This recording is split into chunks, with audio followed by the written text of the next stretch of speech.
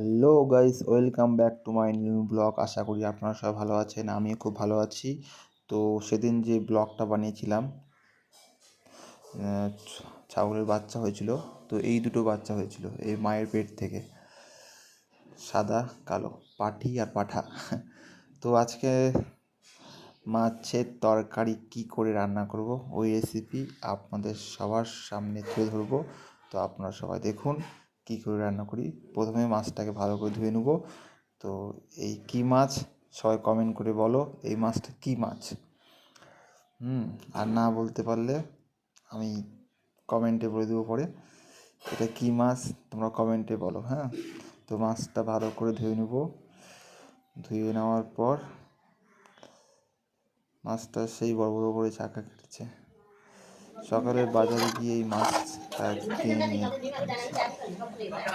সকালে বাজার থেকে মাছ কিনেছি। মাছ এবার ডিম আছে, দেখো সাইজগুলো বড় বড় করছে। তো বাড়িতে আমরা 4 জন, তো ওই জন্য মানে দুবার খেতে পারবো, দুপুরে রাতে। তো মাছটা ভালো করে জল দিয়ে ধুয়ে নেবো আস্তে আস্তে।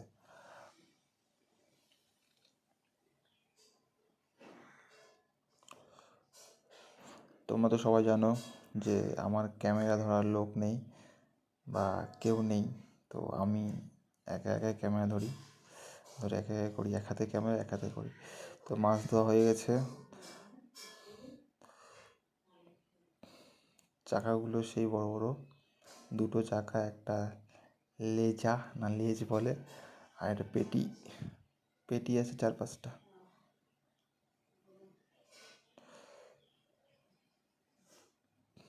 এই মাছগুলো এখন ধোয়া হয়ে গেছে, নিয়ে গিয়ে ভালো করে হলুদ লবণ দিয়ে মেখে নেব। রান্নাঘরে নিয়ে যাচ্ছি। খুব সুন্দর হয়েছে ধোয়া,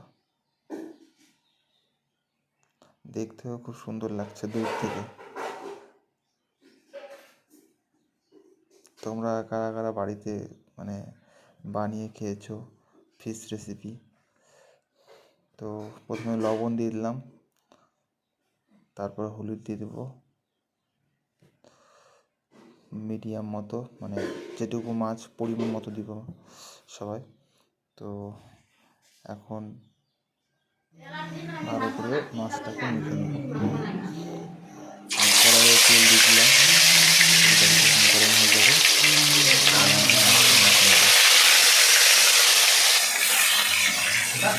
কাঁচা তেলে ভাজতে হবে।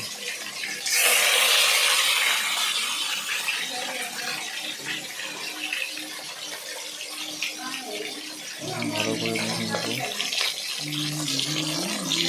ভালো করে মেখে নেওয়ার পর গরম তেলে দিব ভাত।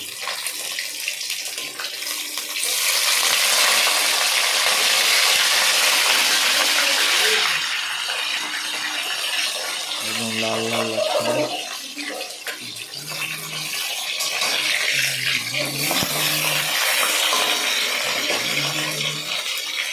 দেখতে কিন্তু হেভি লাগছে মাছটাকে দেখতে।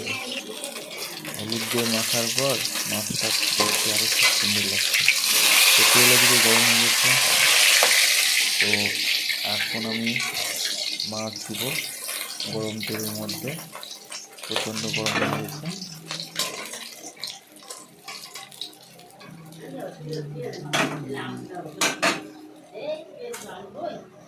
একটা একটা করে মাছ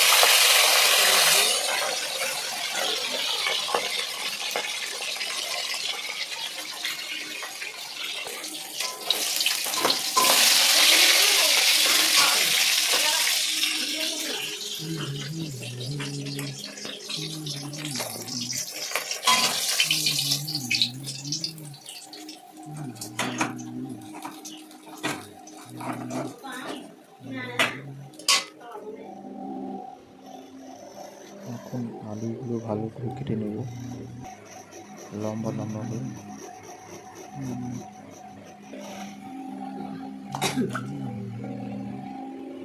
আলু ছেঁড়া হয়ে গেছে, কাটা হয়ে গেছে, এদিকে জলে রাখছি।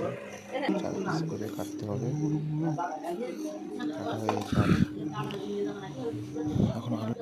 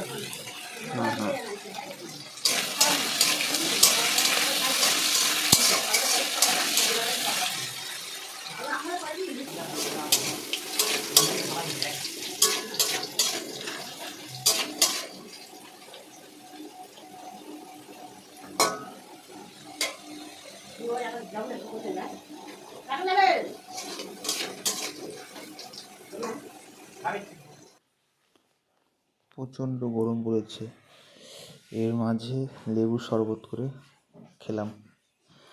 দেখো লেবুর শরবত কী করে বানাই আমি বাড়িতে। একটা লেবু নিলাম, ভালো করে সেটাকে চিপে ভালো করে চিপড়ে নিতে হবে। তার রসটাকে ভালো করে চিপে নেওয়ার পর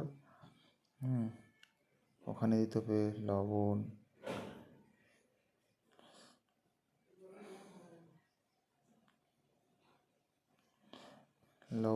দিলাম। দেওয়ার পর এখন চিনি দেবো অল্প, যেহেতু একা খাবো তো ওই জন্য অল্প পরিমাণ মতো বানাচ্ছি। চিনি দিলাম। চিনি দেওয়ার পর এখন ফ্রিজ থেকে ঠান্ডা জল বের করে এনেছি, সামনে রেখেছি এই বোতলটা। ঠান্ডা জলটা এখন দিব।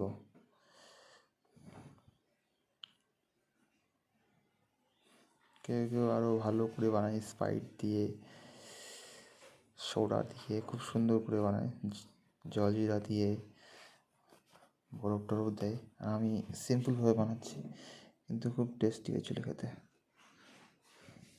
ঠান্ডা জল দিয়ে এইরকম ঢাল উপর করতে হবে। এরকম করার পর এরকম করলে চিনিটা আছে হালকা গলে যাবে। হালকা মিষ্টির পরিমাণটা দিয়েছি, এই যে চিনিগুলো এখনও গলেনি, হালকা হালকা গলেছে।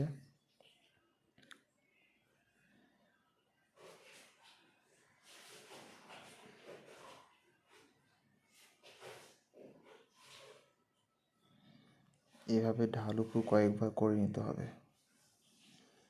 এখন ছেঁকে নেব, নাহলে বিচিগুলো আছে, লেবুর যে বিচিগুলো আছে, এই জন্য ছেঁকে নিচ্ছি। চিনিটাও গলেনি অনেকটা।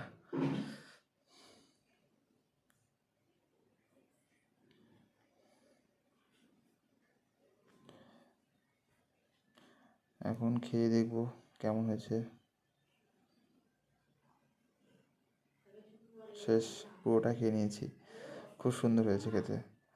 এত সুন্দর যে লেবু মানে রেসিপি বানাতে পারিস। তো এখন বাইরে যাচ্ছি লঙ্কা তুলতে। এই যে দুজন ওদের মধ্যে বসে আছে, পাঠা পাঠি, এদের নামটাই পাঠাপাঠি। গাছে লঙ্কা প্রচুর হচ্ছে, তো লঙ্কা তুলতে যাচ্ছি। এটা আমাদের লেবু গাছ, তারপরে এটা ফুল গাছ, তারপর একটা লেবু গাছ, এগুলো কলম কাটা লেবু গাছ। তো এখন লঙ্কা তুলবো, প্রচুর লঙ্কা হয়েছে গাছে। তো লঙ্কা তুলবো পরিমাণ মতো, যতগুলো লাগবে, বেশি বেশি করে তুলি না। সব অনেক বড় বড় হচ্ছে লঙ্কাগুলো, যেগুলো বড় সেগুলো তুলছি, আর বেশি তুলবো না, অল্প করে তুলবো। হয়ে গেছে তোলা লঙ্কা। তো এখন রান্না করতে হবে।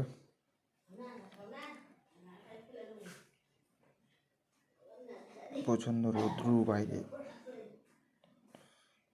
এই যে ছাগল রাস্তায়।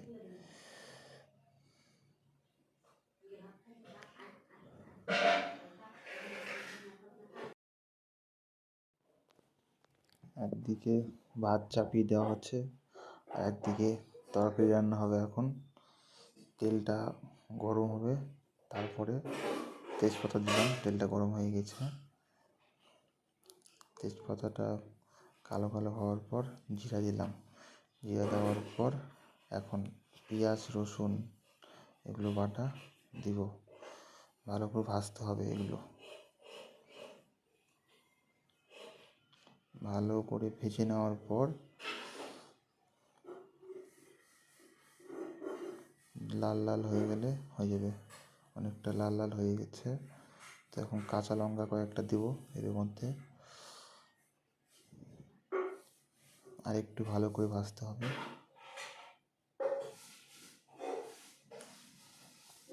আর একটু ভালো করে ভেজে নেওয়ার পর তোমরা কারা এইভাবে বাড়িতে বাঙালি রেসিপি, ফিশ রেসিপি বাঙালি এভাবে বানিয়ে খাও, কমেন্ট করে প্লিজ জানাবে। তো এদিকে ভাতের বলক আসছে, ভাত হয়ে গেছে এদিকে, আর এদিকে ভাজাও হয়ে গেছে অনেকটা। তো এখন লঙ্কা বাটাগুলো দিয়ে দিলাম। লঙ্কা জিরা এগুলো পেস্ট করা হয়েছিল মিক্সারে, পেস্ট করে এগুলো দেওয়া হয়ে গেল। এগুলো এখন ভালো করে ভাজতে হবে এগুলো।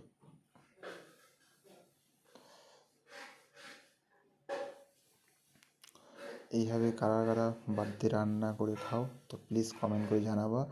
আর ভিডিও যদি ভালো লেগে থাকে তো প্লিজ লাইক কমেন্ট শেয়ার করবে। আর নতুন হয়ে থাকলে প্লিজ ফলো করে দিও।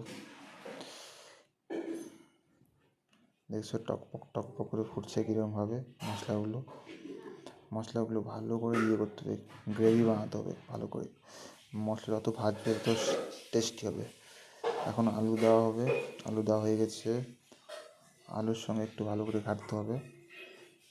মশলাটা ভালো করে ভাজা হয়েছে। মশলা যত সুন্দর করে ভাজা হবে না, তরকারিটা খুব টেস্টি হবে। তো মশলা আলু দিয়ে ভালো করে করতে হবে, ঘাঁটতে হবে। তো এখন জল দেওয়া হয়ে গেছে, মাছ দিব, সব মাছগুলো দিয়ে দেবো। মাছের সংখ্যা বেশি, আলু আর ঝোলের সংখ্যাটা কম একটু, কিন্তু টেস্টি হবে যেহেতু মাছের সংখ্যা বেশি, তো একটু টেস্ট হবে।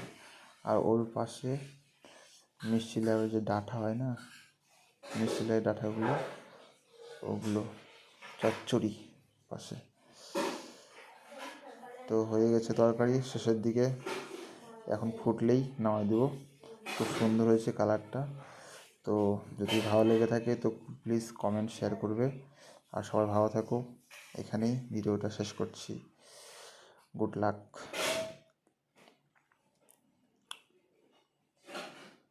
Please comment and share. Bye bye.